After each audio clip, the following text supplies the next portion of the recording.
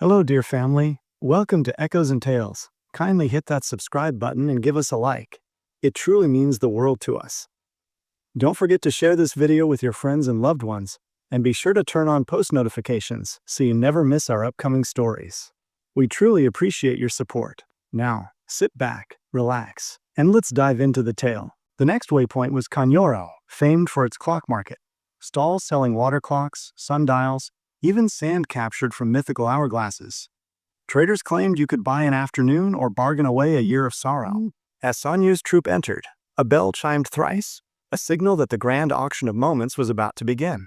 A silver-bearded auctioneer presented lots.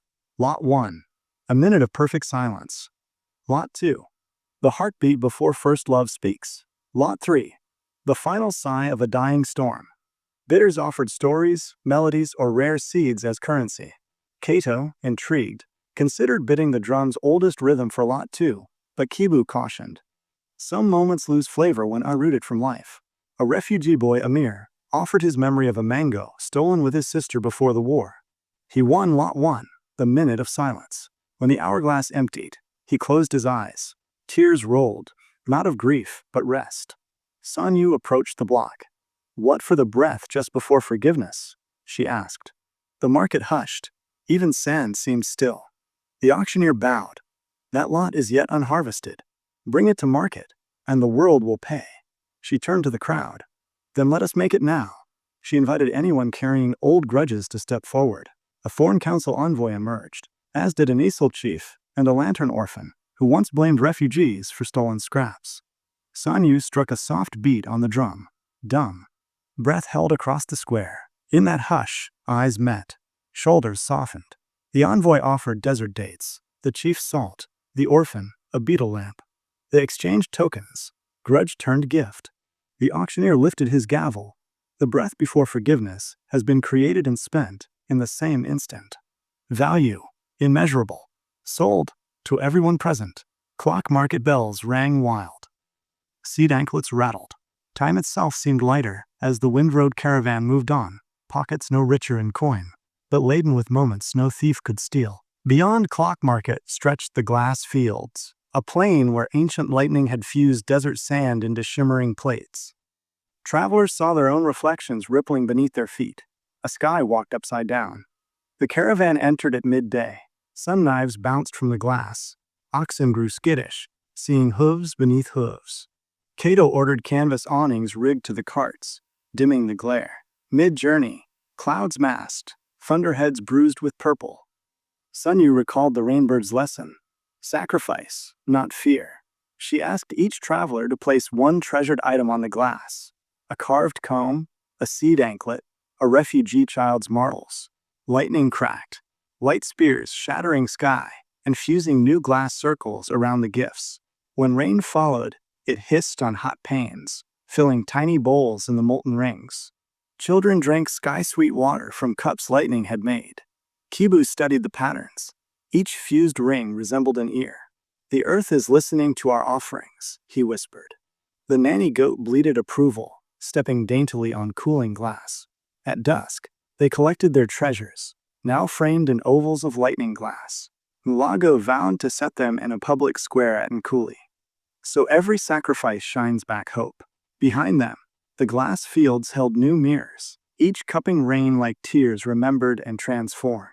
As hills returned, the caravan met a lone figure atop a boulder, robes wind-tattered, glove outstretched to an empty sky. His name was Ragheb, once royal falconer to a vanished king. War had scattered his eyries. His last bird, Azim, flew off during shellfire moons ago. Ragheb heard the lion drum and waved. "Do you carry songs that call lost wings home?" he asked. Sanyu offered the rainbird melody. Kibu added the goat hoof rhythm. Kato struck a high triplet on the drum, echo of canyon winds. Ragheb listened, eyes closed. Far above, a speck wheeled, then dove. A great falcon alighted on the vacant glove, feathers streaked but eyes fierce. Ragheb wept, kissing Azim's beak. In gratitude, he gifted the caravan a braided leather whistle, whose tone only birds hear. "Blow twice for guidance," he said, once for warning. That night, Ragheb shared falcon tales, how birds read thermal maps, how they teach patience. Mulago sketched Azim by fireglow, adding the falcon's outline to Wind Road signposts. Follow the feather. When dawn came, Ragheb turned west, homeward with hope. The caravan pressed north, whistle tucked safe among seed gourds, a promise of sky help when ground paths falter. The trail climbed into misty highlands, where wild plum trees born from bird droppings dotted slopes. Legend said each fruit contained 2 stones, one sweet, one bitter. Swallow the sweet, gain fresh start. Swallow the bitter, repeat old mistakes. The first circle proposed a game. Each traveler plucked one plum, biting carefully to keep stones whole. Around a ringed fire, they tossed the twin stones into a clay bowl, vowing aloud one change they would embrace. A thorn envoy promised to replace council thorns yearly so no crown grew rigid. An Esil farmer vowed to share drought tricks beyond kin. Refugee boy Amir pledged to teach mango seed grafting once farmland found him. When bowl brimmed, Sanyu shook it thrice, then scattered stones on moss. Where sweet stones landed, sprouts burst instantly, saplings of plum, ready to root. Bitter stones sank, silent. Kibu nodded. Some choices bloom at once. Others must decay before soil can use them. The nanny goat munched a leaf, unconcerned with philosophy, but pleased by fresh green. They planted the sprouts in a terrace pattern spelling seed when viewed from cliffs, a living reminder that every vow can fruit if tended. That night, as mist drifted like slow goats, Cato whispered to his brother, "If I had bitten a bitter stone months ago, we'd be graves beneath envy." Kibu clasped his hand. "Instead, we are orchards of second chances." Above them, Azim's silhouette crossed the moon, and the wind road whispered onward, carrying drums, seeds, and the echo of wings. 3 dawns beyond the plum terraces, the wind road curled into a deep basin called Mbibo, Valley of Borrowed Voices. Crags rose high and hollow, turning every sound into another sound. Goat bleats returned as lion growls, laughter came back as weeping, and the faintest drum knock multiplied like thunder. At the rim, a shale tablet warned, "Guard your words, for echoes may trade them." Sanyu read it aloud. The cliffs flung back her sentence scrambled. "Words guard you, trade may echo them for fire." Minieri shivered. If false tongues bred Wanaka's chains, careless echoes could sow worse. They entered in near silence, ox cart wheels wrapped in cloth, children rehearsed hand signals. Yet the nanny goat, stubborn herald, let out a triumphant bleat. The valley answered, with a roar so fierce the oxen reared. Then came odd music, a pipe, thin and sweet, somewhere ahead. Following, they found a blind flutist named Nyasa, sitting on a basalt stool. He greeted them in flawless Nkuli dialect, though he'd never left Mbibo. "Wind carries every traveler's voice here," he said, tapping his ear, "and stone stores them. I play them back so the valley stays alive." Cato asked, "Can stone keep grief as well as song?" Nyasa nodded. "But grief, unplayed, turns rancid. Choose one sorrow, and let me pipe it clean." One by one, travelers whispered old pains. A lost kingdom, a burnt harvest, a brother sold. Nyasa repeated each on his flute, weaving them into new melody. The cliffs absorbed, then released the tune, this time softer, like rain on calabash.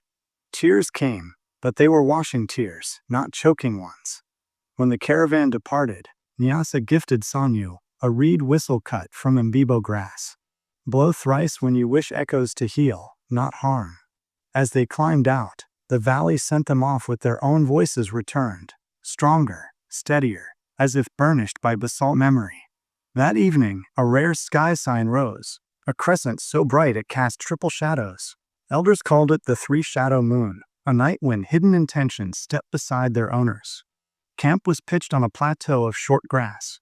Fires were banked low. No one wished to challenge moonglow. Mulago arranged blank masks in a circle, each facing its shadow to observe what truths might creep. During second watch, Amir, the refugee boy, gasped. His shadow split. One figure stood smaller, clutching a mango. Another larger, brandishing a spear. He confessed he still dreamed of vengeance on those who razed his village. Kibu knelt, pressing the reed whistle from Mbibo to the boy's lips. Amir blew thrice. The plateau echoed a calming chord. The spear shadow faded, leaving only the mango child. Elsewhere, a thorn envoy's shadow sprouted blossoms where thorns should be. She resolved to weave thorn crowns with hidden flower buds henceforth. Near the supply cart, Cato noticed Manier's shadow bend over the lion drum, fingertips itching. The reformed spy caught the look, stepped into moonlight, and raised empty hands. "Temptation walks," he said, "but I choose to walk past it." His second shadow straightened, then remerged with the first. At dawn, the strange crescent sank. Camp awoke lighter, as though secret knots had loosened. Sanyu addressed the circle. "Shadows shown are seeds revealed. Water the good ones, starve the rest." Travelers nodded, some marking pledges onto plum sapling leaves for memory. The nanny goat simply found a sunny rock and sprawled, her single shadow honest and content. The Windroad's next stop was Kitalu, a cross-trail hub where traders solved disputes by debate upon stretched drumskins, the Parliament of Hides. Each clan laid its talking drum flat. Speakers stood barefoot on the skin. If one grew angry enough to stamp, the pitched hide rang out, and elders halted discussion. Kitalu buzzed on the day Nkuli arrived. 2 caravans argued over grazing rights. Salt miners contested water fees. Even beekeepers quarreled with gourd makers about honey jar shapes. The lion drum was invited as guest mediator. Cato and Kibu accepted on one condition: every disputant must first share a success, not a grievance. Elders consented, curious. Salt miners spoke of digging a new brine well. Their hide resonated warm, mellow. Beekeepers praised a record nectar flow. Their drum thrummed bright. As successes stacked, tensions thinned. Then came the grazing feud. 2 herdsmen stepped onto Nkuli's lion drum. Instead of boasts, they hesitated, feeling ancient wood underfoot. One finally said, "My rival taught my son how to mend a fence." The other replied, "And he once lent me seed when drought bit." Gratitude quivered the drumskin, like welcome rain. No stamping sounded. They agreed to alternate pastures by moon phase. Sanyu proposed sealing all new accords with seed anklet dances, so every time the beads clicked, people would recall today's harmony. Parliament approved. Even gourd makers conceded to shape jars like hummingbees in honor of compromise. That evening, Kitalu Square became a swirl of anklets, drums, and laughter. The Windroad travelers traded lightning glass tokens for textiles, clock market hour sand for fragrant wax. Before leaving, Cato oiled the lion drum with local shea, thanking it for steady counsel. And as the caravan trudged onward, echo whistle, falcon call, goat bleat blending, the Parliament of Hides stood quieter than usual. Every drum still humming with the memory that praise can still quarrel, but quarrel cannot stamp out praise. As the Windroad bent toward cooler air and moss-covered stone, they came to a forest glade ringed by trees so still they seemed carved from sleep. But at its center stood a peculiar giant, the listening tree, with bark dark as storm clouds and knots shaped like ears. "The tree hears more than wind," whispered Meniere, bowing low. "It was planted in the days when words first learned to walk. Here it was tradition. No voice may rise above a murmur." Travelers approached and whispered into the tree's bark, a secret, a question, a prayer. Some received a rustle in reply. Others, nothing. But none left unchanged. Sanyu stepped forward, pressed her brow to the bark. "What breaks curses tied with the blood of kin?" she asked. The tree groaned once, and a single bark flake fell at her feet. Carved upon it in curling grain was the image of 2 hands joined over fire. She tucked it into her cloak, heart pounding. Cato stepped forward. "What will I become if the drum breaks?" he asked. The tree's upper branches clinked like cowbells, then fell silent.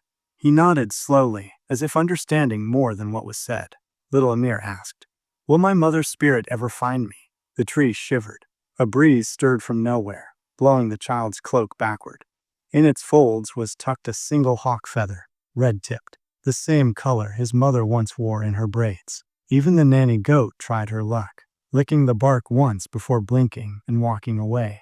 She was pleased. That night, the caravan camped in near silence. No stories, no riddles, just thoughtful stares and slow chewing. Kibu, ever the recorder, inked each whisperer's question and the tree's reply into a scroll titled "Words That Bent the Air."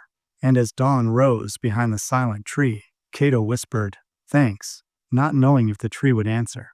but the breeze that followed tasted of plum smoke and promise. That brings us to the end of the story. What lesson did you take from it? Share your thoughts in the comment section. Don't forget to leave a like, subscribe, and turn on post notifications so you'll know whenever we release a new video. Also, feel free to share this with someone who might enjoy it. Thank you so much.